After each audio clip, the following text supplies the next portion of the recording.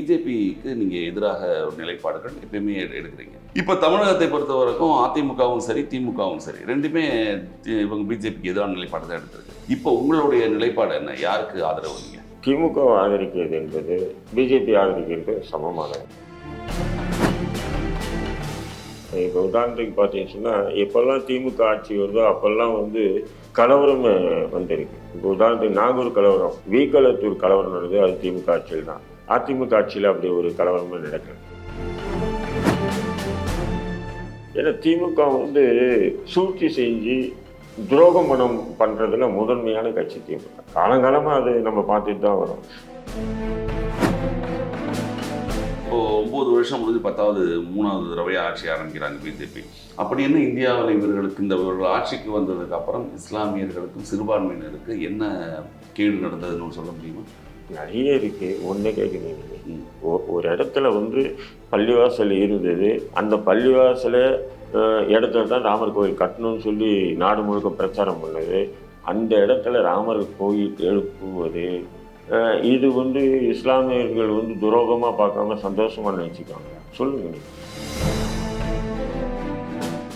இடிக்கிறதுக்கு முன்னாடி இந்த இடத்துல ராமர் கோயில் பிரச்சனை வச்சு நாடு முழுக்க கலவரத்தை ஏற்படுத்தினாங்க. பல லட்சம் இஸ்லாமியர்கள் கொல்லப்பட்டாங்க. பல இஸ்லாமிய பெண்களுடைய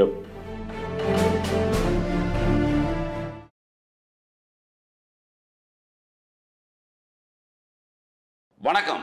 இது சோஷியல் டாக்கீஸின் நேர்காணல் நிகழ்ச்சி.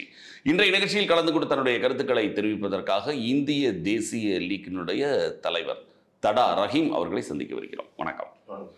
தமிழகத்தை பொறுத்த வரைக்கும், அகில இந்திய அளவை பொறுத்த வரைக்கும் பிஜேபிக்கு நீங்கள் எதிராக ஒரு நிலைப்பாடுகள் எப்பயுமே எடுக்கிறீங்க. இப்போ தமிழகத்தை பொறுத்த வரைக்கும் அதிமுகவும் சரி, திமுகவும் சரி, ரெண்டுமே இவங்க பிஜேபிக்கு எதிரான நிலைப்பாடு தான் எடுத்திருக்கு. இப்போ உங்களுடைய நிலைப்பாடு என்ன? யாருக்கு ஆதரவு நீங்கள்? பிஜேபிக்கு எதிராக இருக்கக்கூடிய 2 பேரில் யாருக்கு நீங்கள் ஆதரவு தெரிவிப்பீங்க? ஆக்சுவலாக பார்த்தீங்கன்னா, பிஜேபிக்கு எதிரான ஒரு வரிசையில் அதிமுக திமுக நிற்குதுன்னு சொன்னால், அதிமுகவுக்கு ஆதரிப்பது என்பது அது இஸ்லாமிய சமூகத்துக்கு மிகப்பெரிய ஒரு நன்மை பயக்கும். திமுக ஆதரிக்கிறது என்பது சேம் பிஜேபி ஆதரிக்கிறது சமமானது. பிஜேபிக்கு மிகப்பெரிய எதிராக இருக்கிறது இங்கே திமுக தான். நீங்கள் எப்படி அதிமுகவா? சிறுபான்மையினர் அதிமுகவை நம்பவே இல்லையே போன தேர்தலில், இல்லையா? போன தேர்தலில், அதுக்கு முன்னாடி தேர்தலில் அதெல்லாம் நம்ம பேச முடியாது. ஆக்சுவலாக பார்த்தீங்கன்னு சொன்னால், ஒரு 1/4 நூற்றாண்டுக்கு மேலே இந்த இஸ்லாமிய சமூகம் முழுக்க திமுகவை நம்பி வாக்கு வங்கியாகவே இந்த சமூகம் இருக்குது. இதை தவிர வேறு எதுவும் இந்த சமூகம் சாதிச்சு. ஆனால் சில பேர் எம்எல்ஏக்கள், சில பேர் எம்பிக்கள், ஒவ்வொரு கட்டத்தில் சில பேர் அமைச்சர்கள் அப்படின்ற மாதிரி ஒவ்வொரு கட்டத்தில் இருந்திருக்காங்களே தவிர, மற்றபடி இந்த சமூகத்துக்கு திமுக ஏதோ பெரிய ஒரு சலுகைகளோ அல்லது மிகப்பெரிய ஒரு நீண்ட நாள் உடைய பிரச்சனைகளோ தீர்வோ கண்டதில்லை.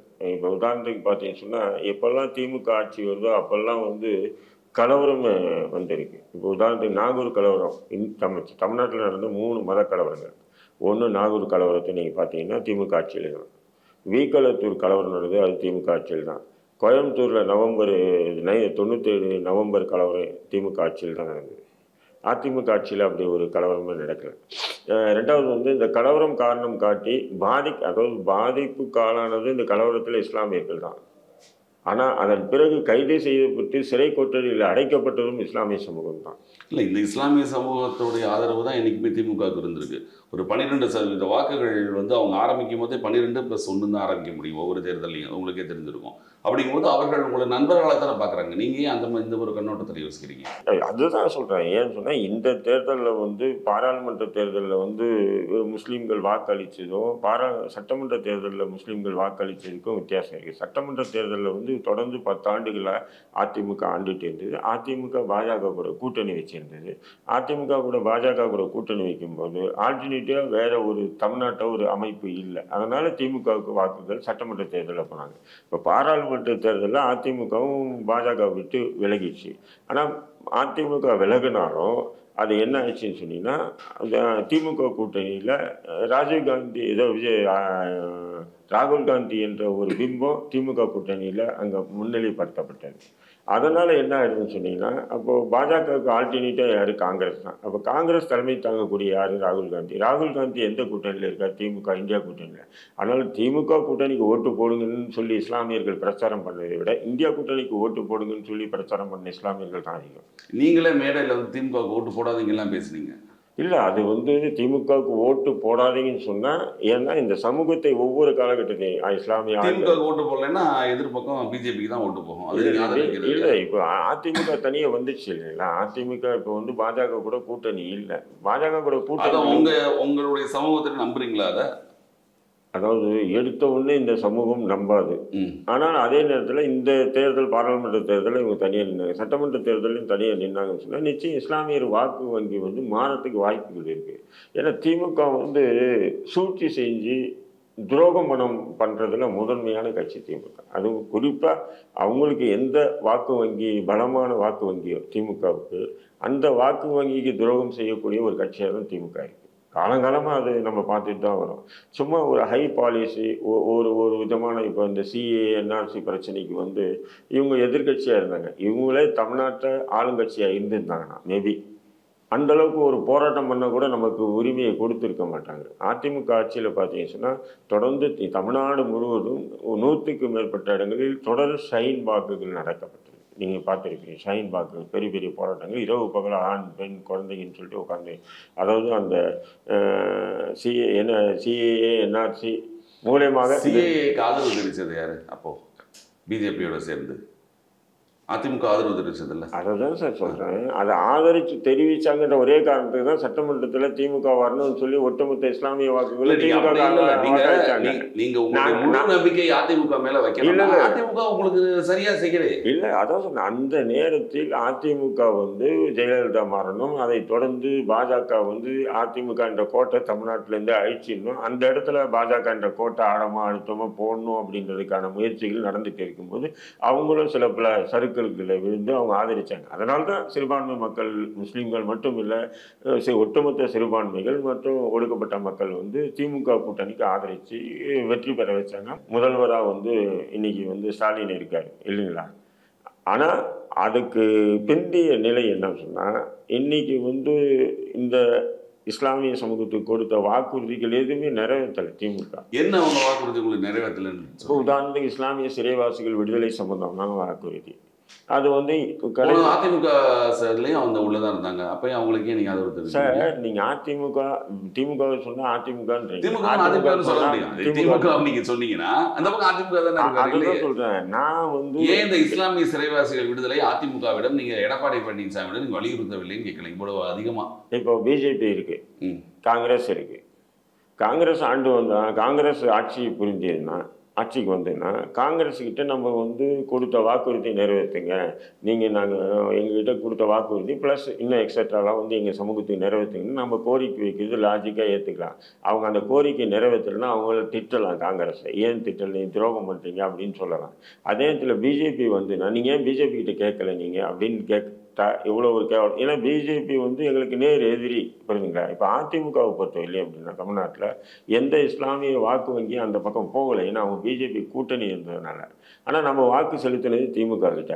நீங்கள் அதிமுக ஆட்சி காலத்தில் அதிமுக எந்த காலத்திலையும் இது போன்ற வாக்குறுதி எங்களுக்கு கொடுக்கல. அவங்க கொடுத்து இருந்து அவங்க நிறைவேற்றாமல் இருந்தால் நீங்கள் சொல்கிறது நியாயமாக நம்ம ஏற்றுக்கலாம். இல்லை, இது வாக்குறுதி கொடுக்கணும்னு அவசியம் கிடையாது. ஒரு அரசாங்கத்தில் நீங்கள் வலியுறுத்துறது தானே இது? இல்லை, வலியுறுத்திட்டு தான் இருந்தோம். ஆனால் அந்த வலியுறுத்தும் போது தான் திமுக காழ்ப்புணர்ச்சியா இருக்கீங்களே? காழ்ப்புணர்ச்சி இல்லை, அதாவது அந்த வலியுறுத்தி அது ஒட்டுமொத்த சமூகமும் அந்த முஸ்லீம் சிறைவாசிகள் விடுதலை சம்பந்தமான விஷயத்துல ஆழமான அர்த்தமான தீர்க்கமான ஒரு உணர்வோடு இருக்காங்கன்றதை திமுக புரிஞ்சுக்கிட்டு தான் தேர்தலுக்கு முன்னாடி நாங்கள் ஆட்சிக்கு வந்தால் சிறைவாசிகளை விடுதலை பண்ணணும்னு சொல்லி வச்சது. ஏன் இப்போதைக்கு பரவாயில்ல விட்டுருக்காங்க, நீங்களே சொன்னீங்க பரவாயில்ல விட்டுருக்காங்க. இருங்க சார், நீங்கள் விடுதலை பண்ண வேண்டியதுதானே. 1700 ஆயுள் தண்டனை கைதிகள் விடுதலை செய்யுன்னு சொல்லி சட்டமன்றத்தில் தீர்மானம் ஏற்றுறீங்க. அந்த 700 பேரில் ஒரு 35 பேர் விட்டால் என்ன குறைஞ்சி போயிடுச்சு? அந்த 700 பேர் என்ன ஆயுள் தண்டனை, அதாவது நீதிமன்றத்தால் குற்றவாளிகள் தண்டிக்கப்பட்டு சிறையில் இருக்கக்கூடிய ஆயுள் தண்டனை சிறைவாசிகள் தான் அவங்க, புரியுங்க? அவங்கள விடுதலை பண்ணுறீங்க. அதேமாரி நீதிமன்றத்தால் குற்றவாளி என்று தண்டிக்கப்பட்ட ஒரு 38 இஸ்லாமிய சிறைவாசிகள். அப்போ 700 பேரை நான் விடுவேன், 38 பேரை விடுறதுக்கு நான் ஆளுநருக்கு வந்து பரிந்துரைக்கு அனுப்புகிறேன். ஐயாதுரைக்கு பையன்துரைக்கு அனுப்புகிறேன் அப்படின்னு சொல்கிறது வந்து இது காலம் கடத்தி இந்த இஸ்லாமிய சிறைவாசிகள் மட்டும் விடுதலைக்கு மறுக்கக்கூடிய ஒரு செயல் தானே. அப்போ தேர்தலுக்கு முன்னாடி ஏன் வாக்குறுதி அந்த 36 நீங்க சொல்லக்கூடிய இஸ்லாமிய சிறைவாசிகளும் குற்றவாளிகள் என்று சொல்லி தண்டிக்கப்பட்டவர்கள் தான், அதுக்குறீங்களா? ஆமாம். அவர்களால் சட்டம் ஒழுங்கு பிரச்சனை எதுவும் ஏற்படாத என்ன நிச்சயம்னு ஒரு கருத்து கூட வாதிடப்பட்டிருக்கும் இல்லையா? ஏங்க அப்படின்னு பார்த்தா 700 ஆயுள் தண்டனை கைதிகள் நீங்கள் விடுதலை பண்ணுறீங்க. அவங்களால என்ன சட்டம் ஒழுங்கு பிரச்சனை வரும்ன்றதுக்கு நீங்கள் என்ன உத்தரவாதம் வாங்கிட்டு அவங்கள விடுதலை பண்ணுறீங்க? நீங்கள் ஒன்று நன்னடத்தை விதியை பின்பற்றி விடுதலை பண்ணுறேன்னு சொல்லி விடுதலை பண்ணுறீங்க. அதே பேசு, அதாவது சட்டம் என்பது சமநீதியாக இருக்கணும். ஒரு பக்கம் நீதி, இன்னொரு பக்கம் அநீதியாக இருக்கக்கூடாது. 25 ஆண்டுகள் கழித்து ஒரு முஸ்லீம் ஆயுள் தண்டனை சிறைவாசி விடுதலை பண்ண மாட்டேன்றீங்க. ஆனால் 10 ஆண்டுகள் கூட கழியாத ஒருத்தனை வந்து விடுதலை பண்ணுவேன்றீங்க. அவனும் நீதிமன்றத்தால் குற்றவாளின்னு தண்டிக்கப்பட்டிருந்தான், இவனும் நீதிமன்றத்தால் குற்றவாளின்னு தண்டிக்கப்பட்டவங்க. அப்போது நீங்கள் வந்து சமூக நீதி அரசில் நீங்களே வந்து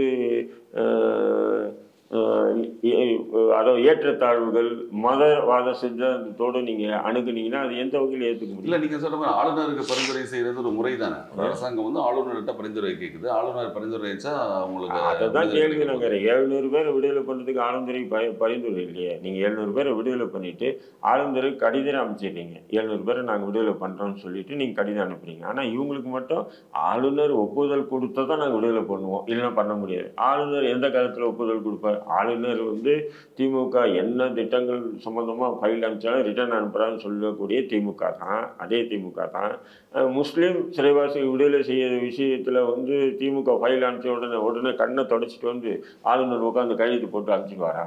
ஏங்க நான் வந்து ஆர்எஸ்எஸ் சனாதனத்தை பின்பற்றக்கூடியவன், நான் குழந்தை திருமணம் செய்தவன். அவர் படிப்படியாக சொல்கிறாரு, நான் ஆர்எஸ்எஸ்காரன், நான் சனாதனத்தை முழுமையாக பின்பற்றேன், நான் குழந்தை திருமணத்தை செய்தவன் அப்படின்னு. இது எதுவுமே தேச துரோகம் கிடையாது. இல்லை, நீங்கள் ஆர்எஸ்எஸ்காரர் நான் நல்லா புரிஞ்சுங்க. தேச துரோகம், சனாதனத்தை பின்பற்றுவது தேச துரோகம். அது நீங்கள் ஒரு மார்க்கத்தை பின்பற்றுறீங்க, அவர் ஒன்று பின்பற்றுறாரு, அதையே நீங்கள் தவறுன்னு சொல்லுங்க. அதான் சார் சொல்கிறேன். அப்படியாப்பட்ட மனநிலையில் உள்ள ஒருத்தர் வந்து முஸ்லீம் ஆயுள் தண்டனை சிறைவாசிகள் விடுதலை சம்பந்தமான ஃபைலில் வந்து கையெழுத்து போடுவாரான்றது பாருங்கள். போடுவாரா? போட மாட்டார் இல்லையா? இப்போ நீங்களே போடுறதுக்கு தடுமாறும் போது அவர் எப்படி போடுவார்? அப்போது நீங்கள் என்னென்னா சாக்கு, நாங்களும் பாருங்கள் உடனே ஆளுநருக்கு அனுப்பிச்சிருக்கோம் அப்படின்னு சொல்லி இஸ்லாமியருடைய வாக்கு வங்கியை அறுவடை செய்வதற்காக தான் திமுக இருக்கே தவிர. ஆனால் நீங்கள் வந்து விடுதலை பண்ணணும்னு சொன்னால் மற்ற 700 பேருக்கு விடுதலை பண்ணீங்களே, அந்த 700 பேரும் காய்கறி வெட்டி அல்லது கோழி ஆடு மாடு வெட்டி ஜெயிலுக்கு போய் தண்டனை வாங்கி சிறையில் இருந்தவன் இல்லை. அவனும் மனுஷனை வெட்டி தான் கொடுமையான கொலை பண்ணிட்டு தான் சிறைக்கு போய் நீதிமன்றத்தால் தண்டனை பெற்ற கைதிகள் தான். அதேமாரி தான் இவங்களும் கைதிகள். அப்போ கைதிகள் என்பது சமநீதியோடு பாருங்கன்ற நான். அது ஏன் ஒரு பக்கம் நீதி, இன்னொரு பக்கம் அநீதி? இது வந்து அதிமுக செஞ்சதை, காங்கிரஸ் செஞ்சதை, பிஜேபி செஞ்ச இது தேவையில்லை.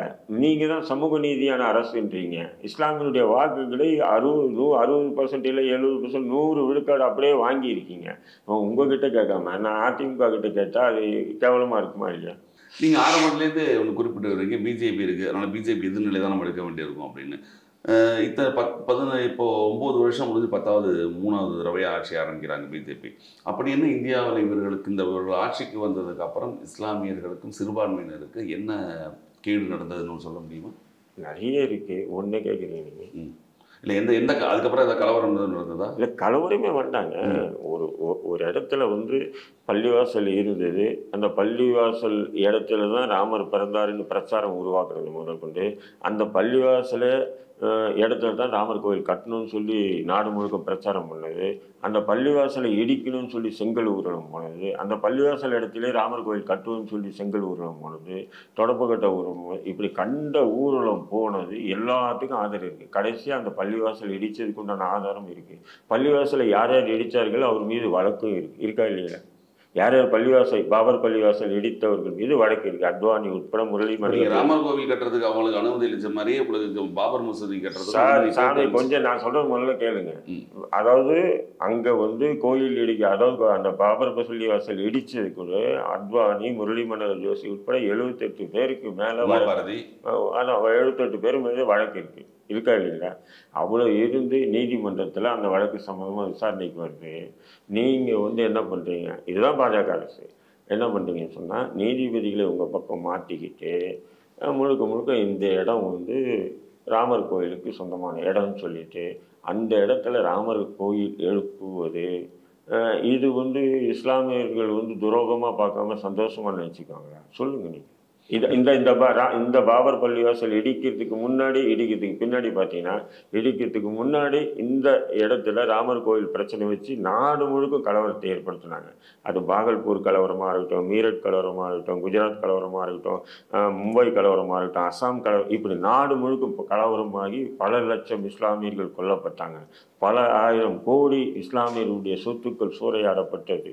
பல இஸ்லாமிய பெண்களுடைய வன்புணர்ச்சி ஆளாக இருக்காங்க. இதெல்லாம் நாடு முழுக்க நடந்தது. ஆனால் யாருமே அமைதியாக இருந்தாங்க. பாபர் மசூதி இடித்ததுக்கு பிறகு நீ அடித்தா நான் அடிக்கணுன்ற ஒரு நிலை இஸ்லாமியர்கள் உணர்ந்தாங்க. அப்போ தான் மும்பையில் குண்டடிப்பு நடந்தது. ஆனால் அந்த குண்டடிப்பு காரணம் காட்டி, ஆனால் மும்பை கலவரத்தில் 2700 பேருக்கு மேலே இஸ்லாமியர்கள் கொல்லப்படுறாங்க. ஆனால் மும்பை குண்டடிப்பில் 220 பேர் எதுவும் மொத்தம் கொல்லப்படுறாங்க அந்த குண்டடிப்பில். ஏன்னா அந்த குண்டு அது தவறுனா இதுவும் தவறு தானே. நியாயப்படுத்த முடியாது. இருங்க சார், குண்டு விடுப்பு நியாயப்படுத்துறது அவசரப்படாதீங்க. நான் சொல்ல வருது, 3000 பேர் கொல்லப்பட்டதுக்கு ஒருத்தனை கைது செய்து நீதியின் முன் நிறுத்தி தண்டிக்கவில்லை. ஆனால் அதன் பிறகு 220 பேர் அந்த குண்டுவெடிப்பில் கொல்லப்பட்டாங்கன்றதுக்காக சுமார் 170 பேர் கைது செய்யப்பட்டு 8 பேர் என்கவுண்டர் பண்ணி 2-3 பேருக்கு தூக்கு தண்டனை கொடுத்து இன்னைக்கு 35-40 ஆண்டுகள் கழிச்சு கூட இன்னும் கூட ஒரு 40-50 பேருக்கு மேல சிறையில் இருக்கா. இதுதான் சமநீதியா? நீங்க அவங்கள கைது பண்ணுங்கன்னு சொல்லுங்க, ஆனா இவங்களை கைது பண்ணது தப்புன்னு சொல்லக்கூடாது. நான் தப்புன்னு சொல்ல. அப்ப சட்டம் என்பது எப்படி இருக்கணும்? 3000 இதே வந்து கிருஷ்ணா கமிஷன் அறிக்கையில என்ன சொல்றாரு? 3000 பேர் இல்லை, அதுக்கு மேலே இஸ்லாமியர்கள் கொல்லப்பட்டிருக்காங்க. குறைஞ்ச 30,000 கோடிக்கு மேலே வந்து இஸ்லாமியருடைய சொத்துக்கள் சூறையாடப்பட்டது. யார்? நான் கிருஷ்ணா கமிஷன் முஸ்லீம் இல்லையே, அவரும் சனாதன. நீங்க கேட்ட பாபர் மசூதி பிரச்சனைக்கு வந்தா அதுல கேஸ் போட்டது யாரு? இஸ்லாமியர்கள் தான் கேஸ் போட்டது. இப்ப கடைசியில் அந்த தீர்ப்பை வந்து ஒத்துக்கிட்டு அந்த இடத்துல இன்னொன்னு அவங்களும் கட்டுக்கிறது ஒத்துக்கிறாங்க. உண்மைதானே? ஆமாங்க. ஆரம்பிக்கும் போது நான் என்ன சொல்றேன், அந்த தீர்ப்பு சொன்ன நீதிபதியிலேயே ஒருத்தர் முஸ்லீம், அது தெரியுமா? அது நல்லது, அது சரிதானே. அது இப்ப அவர் தான் ஆளுநராக இருக்காரு இதுக்கு, வெஸ்ட் பெங்காலுக்கு. நீங்க அதுல இருந்து இதுக்கு வரீங்க, அவர் தீர்ப்பு சொன்னதுனால ஒரு ஆளுநராக இருக்காருன்னு சொல்லுவாங்க. வேற என்ன? ரஞ்சன் கோகாய்க்கு வந்து மேல் சபை எம்பி பதவி கொடுக்க வேண்டிய அவசியம் என்ன? ஏன் கொடுத்தாங்க? இப்படிதான் சந்திரசூட் சொன்னீங்க நேற்றுலாம். அவர் வந்து தவறான சந்திரசூட் தலைமை நீதிபதி ஆனதுக்கே பாபர் மசூதி தீர்ப்புல உள்ளாட இருந்ததுனால தானே சார். 5 பேர் கொண்ட நீதிபதி தானே உங்களுக்கு தீர்ப்பளிச்சது. அதான் அந்த 5 பேர்ல சந்திரசூட் ஒரு ஆளு. ஆமா, அதுல சுப்ரீம் கோர்ட்டோட தீர்ப்பை ஒத்துக்கிட்டது இஸ்லாமிய அமைப்புகள். அது ஒத்துக்கிறீங்களா? யாருங்க ஒத்துக்கிட்டா? இவங்களும் இப்போ இங்க பாபர் மசூதிக்கு அங்கேயும் தள்ளி நீங்க கட்டுறதுக்கு அந்த பாபர் மசூதி கட்டுறதுக்கு பிஜேபி இல்லை, ஆர்எஸ்எஸ் இல்லை, இந்தியா வேண்டாம். எங்ககிட்டயே வந்து பாத்தீங்கன்னு சொன்னா வக்ஃப் சொத்துக்களே பாத்தீங்கன்னா 10,000 கோடி ஏக்கர் வந்து சொத்துக்கள் இருக்கு. அது நாங்க கட்டுறதும் கட்டாம போறோம், அது வேற விஷயம். ராமர் கோயில் கட்டினது மத்திய அரசாங்கம் கிடையாது, அதுக்கு தனியா இந்துக்களோட அமைப்பு தான் கட்டினது. இப்போ நீங்க இந்த வீட்டுல இருக்கீங்க சார், இந்த வீடு இருக்கீங்க, உங்களுடைய பாரம்பரியமா நீங்க ஒரு 3 தலைமுறை 4 தலைமுறையா இருக்கீங்க. திடீர்னு 4 பேர் நாங்கள் வந்து உட்காந்துக்கிறோம். நாங்கள் 4 பேர் வந்து உட்காந்துக்கிறோம். உங்கள்கிட்ட வந்து சண்டை போடுறோம். நீங்கள் உடனே என்ன பண்ணால், இது இழுத்து மூடு, இது 2 பக்கம் சர்ச்சையாக இருக்குது, சட்டம் ஒழுங்கு பிரச்சனை வரும், கோர்ட்டுக்கு போவோம். கோர்ட்டுக்கு போகுது. நீங்கள் என்ன பண்ணுறீங்க? உங்கள் ஆதாரத்தை காட்டுறீங்க. நான் என்ன என் ஆதாரத்தை காட்டுறேன். நீங்கள் என்ன பண்ணுறீங்க? உங்களுடைய ஆதாரம் 4 தலைமுறையாக நீங்கள் யார் யார் இருந்தாங்க, அவங்க இருந்த வீட்டு வரி, கரண்ட் பில்லு கட்டினது, எல்லா ஆதாரத்தையும் நீங்கள் காட்டுறீங்க. ஆனால் எங்கிட்ட எதுவுமே இல்லை, திடீர்னு வந்தவங்க தானே. நான் உதாரணத்துக்கு சொல்கிறேன், திடீர்னு வந்தவங்க தானே. இருந்தாலும் நான் என்ன சொல்கிறேன், இல்லை இது என்னுடைய பூர்வீக வீடு, என் கனவுல வந்தது, எங்கள் பூர்வீக வீடு இதுதான், இவங்க அபகரித்து வச்சுருக்காங்க அப்படின்னு நீதிமன்றத்தில் சொல்கிறேன். நீதிபதி என்ன பண்ணுறாரு? 2 பேர்கிட்ட ஆதாரங்களை வாங்கி வச்சுக்கிட்டு பார்த்துட்டு, நீ என்ன பண்ணு, இந்த இடத்த விட்டுடு, அவங்க கும்பலாக இருக்காங்க, பெரும்பான்மையாக இருக்காங்க, ஆனால் நீ வேறு இடத்துல போய் உனக்கு இடம் தரேன், அங்கே போய் கட்டிக்க, நீ இதோட பிரம்மாண்டமாக கட்டிக்க, அரசோடனா கட்டி கொடுக்க சொல்கிறேன் அப்படின்னு சொன்னால் அதை நீங்கள் ஏற்றுக்கீங்களா? சொல்லுங்க. ஏன் ஏற்றுக்கிட்டீங்கன்னு கேட்குறேன். யார் ஏற்றுக்கிட்டான்னு கேட்குறேன். இஸ்லாமிய அமைப்புகள் ஏற்றுக்கிட்டதுன்னு சொல்கிறேன். கோர்ட்ல இஸ்லாமிய அமைப்புகள் ஏற்றுக்கிட்டா இப்ப நீங்க இந்த இஸ்லாமிய கிழக்கு இஸ்லாம் இரு பக்கமும் சமரசமா முடிக்க வைக்கப்பட்டதா இல்லையா? அதுதான் இல்லைன்ற அந்த தீர்ப்பிலே கேளுங்க. எந்த ஒரு உயர்நீதிமன்றமாக இருக்கட்டும், உச்ச நீதிமன்றமாக இருக்கட்டும், அது கொலை வழக்காக இருக்கட்டும், அல்லது சாதாரணமான வழக்காக இருக்கட்டும், நீதிபதிகள் தீர்ப்பு சொன்ன பிறகு எல்லாருடைய கையெழுத்தும் கீழே இருக்கும். நீங்கள் இன்னைக்கு கூட நீங்கள் எடுத்து பாருங்கள், ராமர் கோயில் அந்த பாபர் மசூதி இடத்த ராமர் கோயில் கட்டலான்னு சொல்லி கொடுத்த தீர்ப்புல நீதிபதிகளுடைய ஒருத்தருடைய கையெழுத்து கூட கீழே இல்லை. இதை நீங்க பாருங்க முதல்ல. இப்ப அந்த தீர்ப்பு ஏற்கப்பட்டதா இல்லையா? யார் ஏற்கப்பட்டது? உங்க இஸ்லாமிய அமைப்புகள் போட்டவங்க அவங்க ஒத்துக்கிட்டு. இப்ப நீங்க பாபர் மசூதிக்கு அரசு நிலம் ஒதுக்கி இருக்கா இல்லையா? ராமர் கோவில்ல இருந்து இத்தனை கிலோமீட்டர் தள்ளி இங்க மசூதி கட்டுறதுக்கு நிலம் ஒதுக்கி இருக்கா இல்லையான்னு கேக்குறேன். அதாவது அந்த தீர்ப்பு சொல்லும் போது சொன்ன விஷயங்கள் அது அந்த இடத்த இஸ்லாமியர்கள் கண்டுக்கு கூட இல்லைன்னு வச்சுங்களேன். கண்டுக்கு கூட இல்லை. உடனே மத்திய அரசு கிட்ட போய் மனு கொடுத்து நீங்க ராமர் கோயில் கட்டின மாதிரி எங்களுக்கு பள்ளிவாசல் கட்டி கொடுங்கன்னு எந்த முஸ்லீம் போய் கோரிக்கை. நீங்களே சொல்றீங்களா நிறைய பணம் கேளுங்க. அதான் சொல்றேன். அதே மாதிரி நீங்க நீங்க இந்த இடத்த எங்க பேருக்கு நீங்க மாத்தி கொடுங்கன்னு சொல்லி யாரும் போய் அரசு கிட்ட கோரிக்கை வைக்கல. ஆனா அரசா சில நபர்களை நியமனம் பண்ணிக்கிட்டு அடிக்கடி இந்த பிரச்சனையை எடுத்து பாருங்க பாபர் மசூதி பக்கத்திலேயே பள்ளிவாசல் பாபர் மசூதி கட்டுறதுக்கு உண்டான இது அப்படின்றது. அதுவும் இல்லாமல் அங்கே இருக்கக்கூடிய அந்த ஆட்சியர் என்ன சொல்றாரு, பாபர் என்ற பேரில் இங்கே எதுவுமே கட்டக்கூடாதுன்னு சொல்லி அவங்க ஒரு உத்தரவு கொடுத்துருக்கான். புரியுதுங்களா? அப்படி இருக்கும்போது இது ஒரு அட்ராசிட்டியா இல்லை. நீங்கள் என்ன நடந்தது பாஜக ஆட்சியிலேன்னு சொன்னீங்களே, இது அட்ராசிட்டி இல்லையான்னு கேட்குறேன் உங்களுக்கு. இன்னைக்கு திரைப்படங்கள் கூட பார்த்தீங்கன்னு சொன்னா மும்பை குண்டுவெடிப்பை பத்தி திரைப்படம் எடுக்கிறேன்னு தவிர மும்பை குண்டுவெடிப்புக்கு முன்னாடி நடந்த கலவரத்தை பத்தி எடுக்க மாட்டேன். அதனாலதான் திரைப்படங்களை நான் எதிர்க்கிறேன். புரியுதுங்க உங்களுக்கு? நீ கலவரமும் எடுத்து அதன் பிறகு நீ இந்த வெடிகுண்டு வழக்கு குண்டுவெடிப்பை பத்தி எடுத்தேன்னு சொன்னா நானே கைத்தூட்டி வரவேற்பேன். ஏன்னா ஒரு சப்ஜெக்ட், அதாவது ஒரு கருத்தை மக்கள் மத்தியில் நீ கொண்டு போறேன்னா ரெண்டு தரப்பையும் சரியா கொண்டு போன்றேன். நான் ஒரு பக்கம் கொண்டு போயிட்டு இன்னொரு பக்கம் நீ எப்படி நீதிமன்றங்கள் காவல்துறை கைதே செய்யப்படல. அதாவது கிருஷ்ணா கமிஷன் அறிக்கையிலே என்ன சொல்ல வருதுன்னு சொன்னா மும்பை குண்டுவெடிப்புக்கு மும்பை கலவரத்துக்கு முக்கிய காரணம் பால் தாக்கரையும் ஹெண்டே என்ற பிஜேபி தலைவரும் தான் காரணம்ன்றாங்க. யாரை கைது பண்ணாங்க சார்? 3000 உயிர் சார். அது உயிரா தெரியலையா? இஸ்லாமிய பெண்களுடைய கற்பா தெரியலையா உங்களுக்கு? சொல்லுங்க. நீங்க அதாவது ஒரு மனித நேயத்தோட பார்த்தீங்கன்னா அந்த மனித நேயத்தையும் பாருங்க. அது போல எத்தனை பாகல்பூர் படுகொலையை பற்றி நீங்கள் பார்த்தீங்கன்னா இன்னைக்கு கூட புல்வரிக்கும். அதை படித்தாத அந்த அளவுக்கு கொடுமையான ஒரு கலவரம் அது. அதேமாதிரி நாடு முழுக்கும் கலவரம் இருப்பது எல்லாம் அந்த பாபர் மசூதின்ற ஒரு விஷயத்துக்கு நீங்கள் அசால்ட்டாக தூக்கி நீங்கள் என்ன பண்ணுறீங்க, அதை எழுதி கொடுத்து நீதிபதிகளை படித்து வச்சு கப்பல் பண்ணி அதை தூக்கி நீங்கள் ராமர் கோயில் கட்டி அந்த இடத்துல நீங்கள் அரசியல் பண்ணாங்களா இல்லையா பாஜக? அப்போ இதை எப்படி சரி இன்னும் இதை ஒன்று விடுங்க. இன்னைக்கு கூட என்ன நடக்குது? முஸ்லீம்கள் அதாவது முஸ்லீம்கள் ஒரு குற்றத்தில் ஈடுபட்டாங்கன்ற காரணத்துக்காக ஒரு எஃப்ஐஆர் புக்கானவே சரி, அடுத்த நிமிஷம் அவன் வீடு புல்டோசர் வச்சு இடிக்கப்படுது. உத்தரப்பிரதேஷ், மகாராஷ்டிரா போன்ற முக்கியமான நகரங்கள் எஃப்ஐஆர் எஃப்ஐஆர் போட்டு அதுக்கப்புறம் விசாரணை பண்ணி அதுக்கப்புறம் நீதிமன்றத்தில் குற்றப்பத்திரிகை தாக்கல் பண்ணி ஆதாரங்கள் சாட்சிகள் எல்லாத்தையும் காட்டி நீதிமன்றம் தீர்ப்பு சொல்லும். இவர் குற்றவாளி தான் அல்லது நிரபராதின்னு சொல்றதுக்கு வாய்ப்பு இருக்கு. ஆனால் எஃப்ஐஆர் போட்டு அடுத்த நிமிஷமே புல்டோசர் வச்சு இடிக்கிறீங்கன்னு சொன்னால் இது நடக்கிறது மக்கள் ஆட்சியா இல்லை மன்னர் ஆட்சியா?